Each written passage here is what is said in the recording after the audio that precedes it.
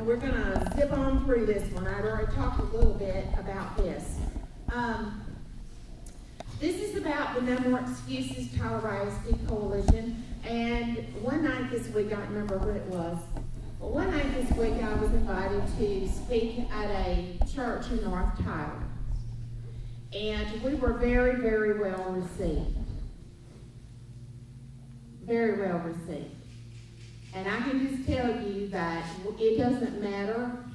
It does matter, but even if this bond passes, we're going to be all over the Tyler School District, and we're going to call out these leaders that have been on the bandwagon for buildings.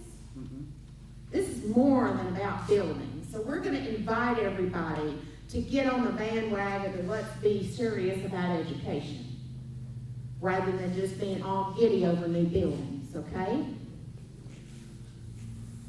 So what we've tried to do is put a bright spotlight on the Tyler ISD administration and school boards' continued lack of support, their disrespect for teachers in the classroom, for the lack of campus discipline, and in the academic mission.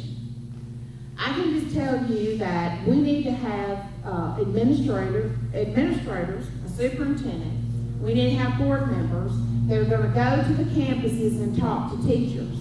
Teachers are the ones in the classroom. They're expected to make things happen. They don't get talked to. They don't get heard, except for when somebody's doing a drive-by to go, help us pass the bond. So teachers need to be respected, and they need to be listened to. And in the communities, I can just tell you, the Stewart community is just one example of how people get in their mind what they're going to do, and they're going to cram it down somebody's throat. We're going to do it this way, and you better learn to love it and like it. And the Stewart community has every reason to be upset about what's going on in the Stewart community about trying to repurpose that school. There's continued poor to mediocre academic results for tax dollars spent, even in the new schools. There's continued serious campus and classroom discipline issues, assaults on teachers, staff, and students, disruption of learning. Teachers, by the way, have the legal authority to document a student and to say that student will not come back to my classroom. They already have that legal right. But administrators don't back them up. Most administrators will not back that up whatsoever. There are continued questions about the new district attendance zones. Where will the students go to school, and when will we know? The bond cost is incomplete. It's not $160.5 million. Somebody has to pay the interest on that, and that would be the taxpayers. So if you take their documents, which I requested,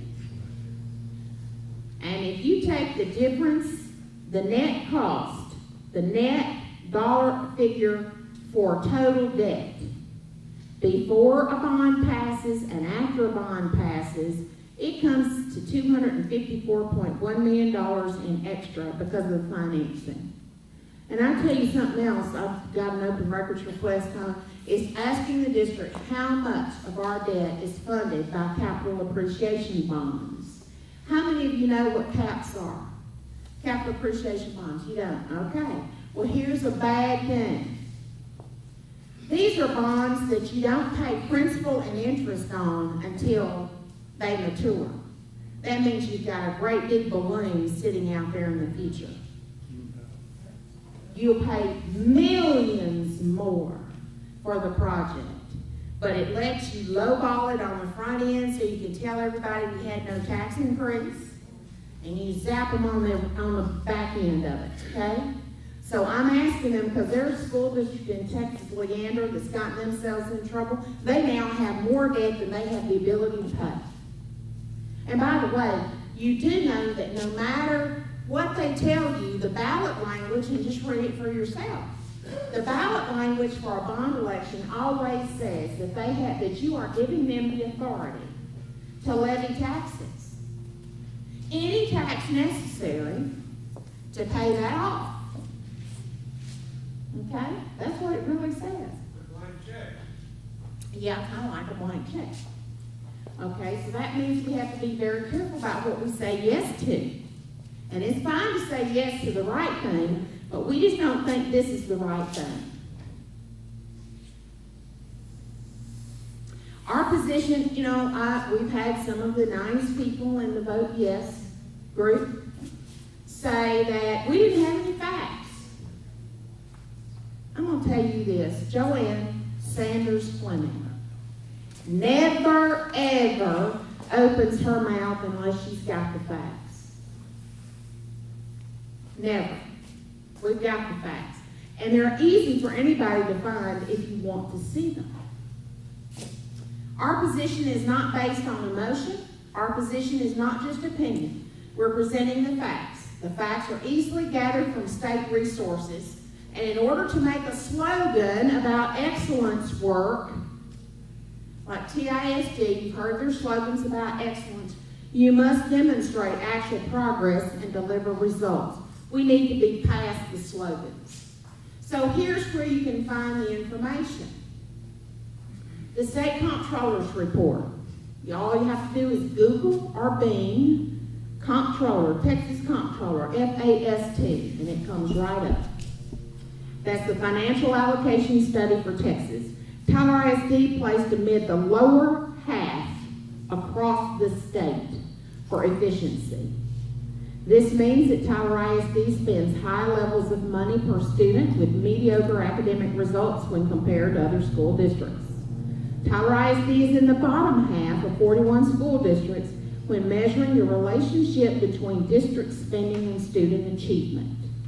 Tyler ISD received 2.5 of 5 stars for having relatively high per student expenditures and mediocre academic progress when compared to districts with similar wages, enrollment, location, and student demographics. Here are some of the details from the FAST report. Of the 25 Tyler ISD schools included, the highest rating received was 3.5 stars out of 5 stars, and that's Douglas, Owens, and Jack Elementary Schools. A 5-star district is a district that has significant academic progress at very low spending levels per student. A 1-star district has low academic progress at very high spending levels per student. 5 schools, Bell, Birdwell, Ramey, Rice, and Woods, received 3 stars. 13 schools received either a 2-star or a 2.5. Jones Elementary School, which by the way used to be a blue ribbon school in Tyler, received a 1.5-star rating, and 3 more schools, Bolger, Duggan, and Peete, all got 1 stars. Other signs of decline.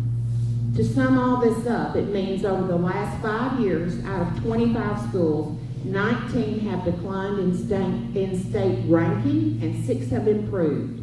In a majority of the new elementary schools that were built in 04 and 08, academic results have either remained acceptable or have declined from recognized to merely acceptable. Now that's not JoAnn's emotion, feelings, or opinion. That is from the Comptroller's FAST report. College readiness. What do the facts say? The 2011 TEA agency reports for 2011 say that 59% of eligible TISD students took the ACT-SAT college readiness test. Only 23% of those tested at or above the criterion. That means 77% failed to meet it. TISD is below the state and region 7 in college readiness for the 11-12 academic year. TISD is below both the state and region 7 in the percentage of graduates who took the test required to enter college.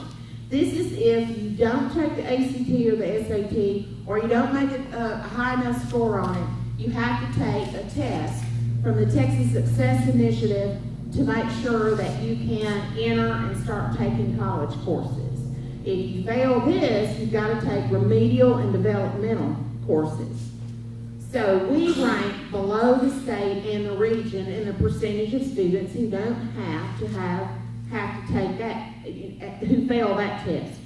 So since 2004, and we didn't go back any further than this, but since 2004, Tyler ISD has always been several points below the state and the region in college readiness in both math and English language arts. And I showed you what we're doing in the elementary schools.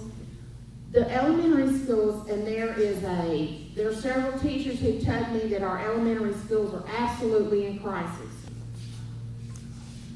And this is something that the district will not address, and that's attendance zones. We believe parents should know where their children will attend school because we make work, housing, and commuting decisions based on where kids go to school. We need to redraw the attendance zones to maximize existing facilities. This is for efficiency. We need it for correct placement and sizing of new facilities. I didn't make that up.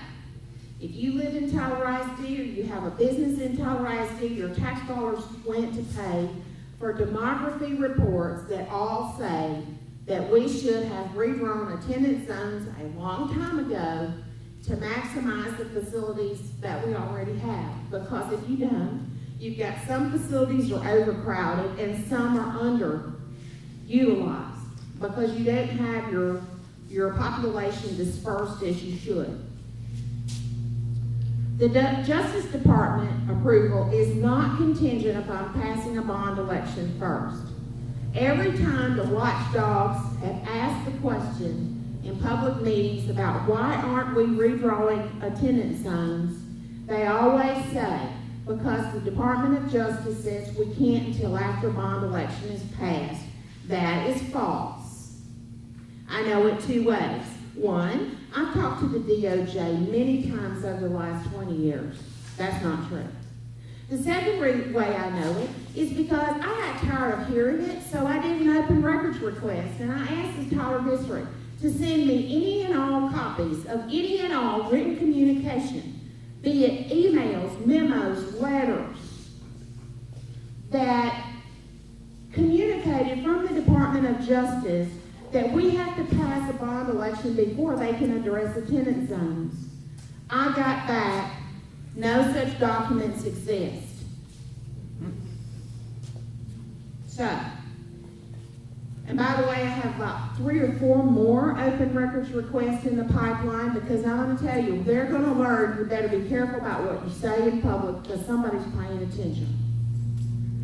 You know, I don't get up every day trying to pick a fight with somebody, but I'm just telling you, if you spend the millions of dollars, it's almost $195 million every single year that this school district has to spend. It's a reasonable expectation that the people who get paid a lot of that money or spend that money tell us the truth. Don't y'all think?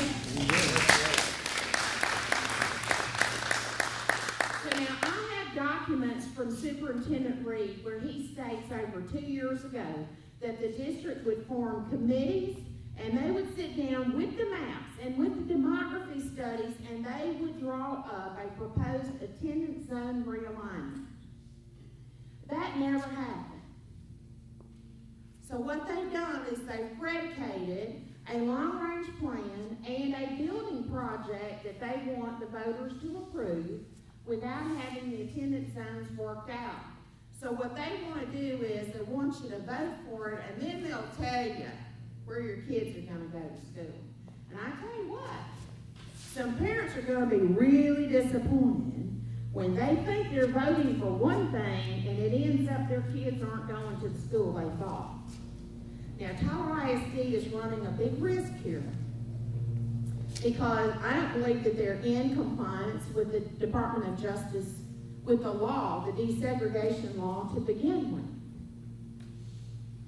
And whether you like that law or not, whether you think our community is past that or not, I can tell you that I understand why my friends in North Tyler don't trust what's going on. I understand it. Because the way they're treated is like, okay, we'll give you new schools. You go on and just, don't bother us anymore. Instead of having this kind of a community discussion.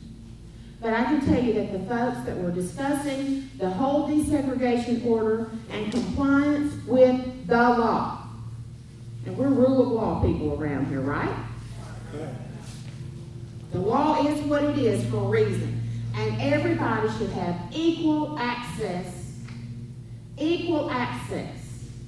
to education. Everybody.